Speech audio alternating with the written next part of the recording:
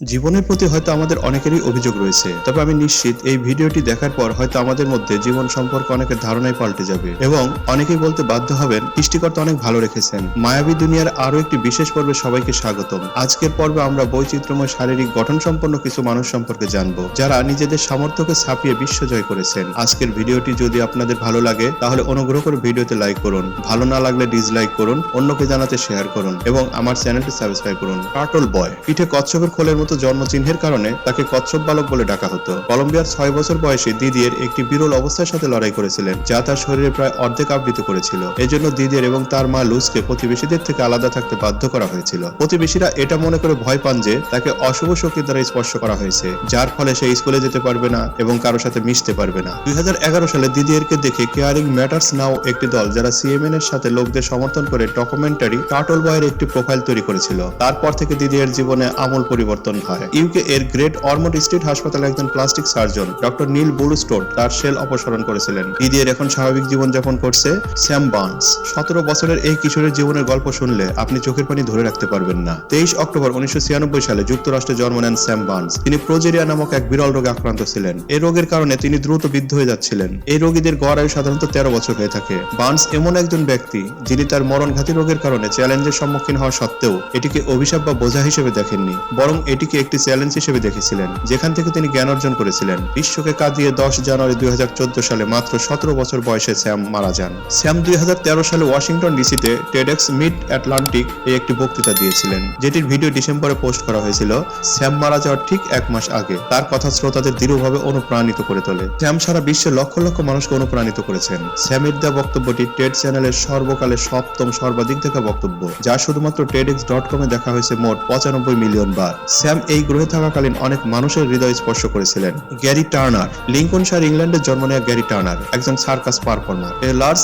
ড্যানলস সিনড্রোমের গুরুতর রূপের কারণে ঢিলা চামড়ার জন্য তিনি বর্তমানে গিনেস ওয়ার্ল্ড রেকর্ড করেছেন। 29 অক্টোবর 1999 সালে লস অ্যাঞ্জেলসে তিনি তার পেটের চামড়াটি মোট 6.25 ইঞ্চি প্রসারিত করেছিলেন। Trace Johnson. মার্কিন যুক্তরাষ্ট্রের মিসৌরিতে ট্রেস জনসন একটি অলৌকিক অত্যন্ত বিরল অবস্থা নিয়ে জন্মগ্রহণ করেছিলেন, যার মুখের গঠন স্বাভাবিক মানুষের মতো নয়। নাকের 2 অংশ আলাদা, দেখতে প্রায় 2টি নাকের মতো, 2টি পৃথক নাসারন্ধ্র, অস্বাভাবিক আকৃতির 2টি চোখ, 2 চোখের দূরত্ব অনেক বেশি, মাথা তুলনামূলকভাবে অনেক বড়। এবং ডাক্তাররা তার বাবা মা ব্র্যান্ডি এবং জোশুয়াকে বলেছিলেন যে তাদের ছেলের জীবনে প্রায় প্রতিটি পর্যায়ে বেঁচে থাকার সম্ভাবনা নেই। স্বাভাবিক গঠনের জন্য বেশ কয়েকবার তার অপারেশন করা হয়েছে, কিন্তু তা ঠিক হয়নি। ব্র্যান্ডি বলেন, আমি বছরের পর বছর ধরে কথা শুনে আসছি, তাকে মেরে ফেলো। এত অপারেশনের পরও সে এখনো বেঁচে আছে, এটাই আমার আনন্দের বিষয়। তার বয়স এখন 18 বছর। Claudio Vieira D Oliveira. 1976 সালে ব্রাজিলে ক্লাউদিও ভিয়েরা ডি অলিভেরার জন্ম। আর্থোগ্রিপোসিস সিনড্রোমের কারণে ক্লাউডিও একটি জটিল শারীরিক গঠন নিয়ে জন্মগ্রহণ করেছিলেন। তাকে দেখলে যে কেউ হতবাক হতে বাধ্য, কারণ তার মাথা পিছন দিকে উল্টো ভাবে ঝুলে আছে। ডাক্তাররা বলেছিলেন যে তিনি তার জন্মের পর পরে 24 ঘন্টার বেশি বেঁচে থাকতে পারবেন না, এবং তারা এমনকি তার বাবা মাকে মেরে ফেলার পরামর্শ দিয়েছিলেন। যাই হোক, তার মা সাহসের সাথে ডাক্তারদের পরামর্শ উপেক্ষা করেছিলেন। ক্লাউডিকে তার মা 7 বছর পর্যন্ত বহন করেছিলেন এবং তিনি 8 বছর বয়সে হাঁটু গেড়ে হাঁটতে শুরু করেছিলেন।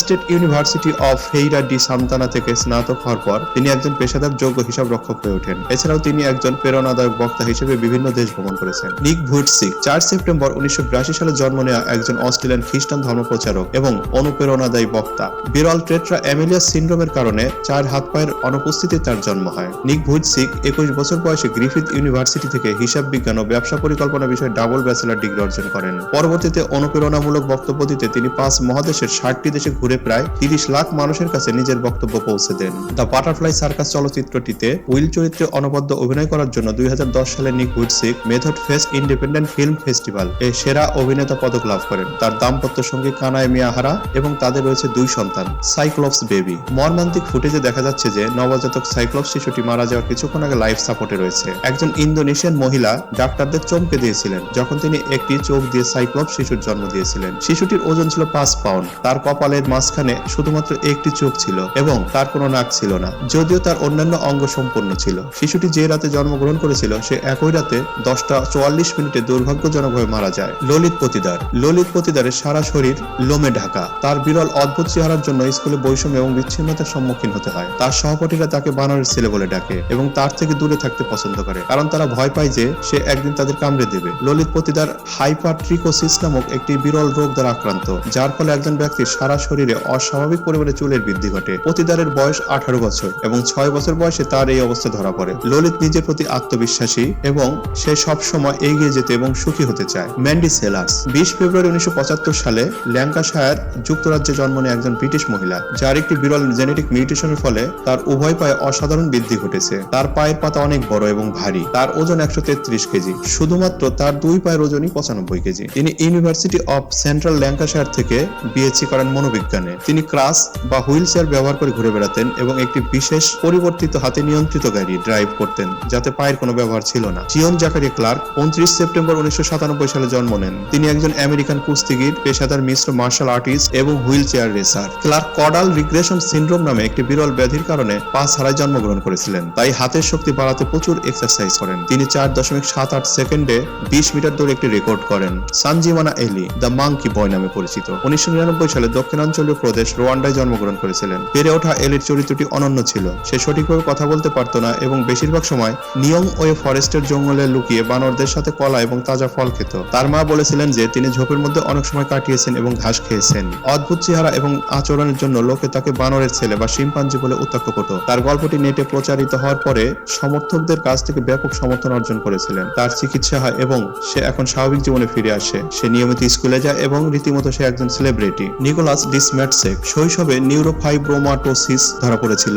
সারা জীবন ধরে তার শরীরের ফাইব্রোমাস চোয়ালের মাংস অস্বাভাবিকভাবে দ্রুত বৃদ্ধি পেয়েছে। সে তার সামাজিক যোগাযোগ মাধ্যমে তার সমস্যাটি বেশি বেশি করে শেয়ার করেছিলেন, যাতে করে অন্যরা এই বিষয়ে সতর্ক হতে পারে। তিনি চিকিৎসা গবেষণার কাজে সাহায্য করেন। 2 বার তার অস্ত্রোপচার করা হয়েছিল। পল আলেকজান্ডার 14 মার্চ 2024 78 বছর বয়সে মারা যান। লোহার ফুসফুসে মানুষ নামে পরিচিত পোলিও থেকে বেঁচে থাকা পল আলেকজান্ডার 1952 সালে মাত্র 6 বছর বয়সে পোলিওতে আক্রান্ত হন পল আলেকজান্ডার। পোলিওর কারণে তার শরীর আর নিজে থেকে শ্বাস নিতে পারছিল না এবং পল আলেকজান্ডারের ঘাড় থেকে শরীরের নিচের অংশ অবশ হয়ে যায়। শ্বাস নিতে সহায়তার জন্য পলকে 600 পাউন্ড ওজনের ক্যাপসুল আকৃতির একটি যন্ত্রের মধ্যে ঢুকিয়ে দেওয়া হয়। যন্ত্রটি তার মাথা ছাড়া পুরো শরীর ঢেকে রাখে। যন্ত্রটি কৃত্রিম ফুসফুস হিসেবে কাজ করে। 1984 সালে তিনি অস্টিনের টেক্সাস বিশ্ববিদ্যালয় থেকে আইন ডিগ্রি অর্জন করেন। তিনি কয়েক দশক ধরে আইনজীবী হিসাবে অনুশীলন করেন। অ্যান্টনি লোফ্রেডো দ্য ব্লাড এলিয়েন খ্যাত, যার কোনো কারণ ছাড়াই মনে সাত জাগে, ভিন গ্রহের প্রাণীর মতো দেখতে তার দেহের রূপান্তর ঘটাবেন, যিনি একটি নাইট ক্লাবে নিরাপত্তা প্রহরী হিসেবে কাজ করতেন। তার প্রথম পরিবর্তনটি ছিল একটি কাঁটাযুক্ত জিহ্বার গঠন করা, যা দেখতে কিছু সরীসৃপ বা সাপের মতো দেখায়। তিনি তার ত্বকের প্রতি ইঞ্চিতে কালো ট্যাটু লাগিয়ে সম্পূর্ণ ত্বককে ভিন্নভাবে উপস্থাপন করেন। তিনি এ পর্যন্ত শরীরের যে পরিবর্তনগুলো করেছেন তার মধ্যে রয়েছে হাতের 2টি আঙুল কেটে ফেলা, কান এবং নাকের ছিদ্র কেটে ফেলা, ঠোঁটের কিছু অংশ অপসারণ,